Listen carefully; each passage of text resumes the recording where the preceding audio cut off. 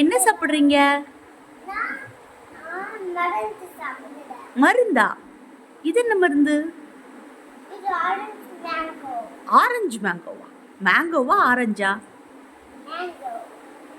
மேங்கோவா? ஆனா அது மேங்கோ மாதிரி இல்லையே, வேற ஏதோ மாதிரி தெரியுதே. என்னது அது? சொல்லுங்க, என்னது அது? அல்வா? மேங்கோ அல்வாவா?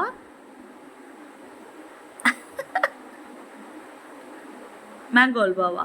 யார் சொல்லி கொடுத்தா அல்வான்னு? தாத்தாவா?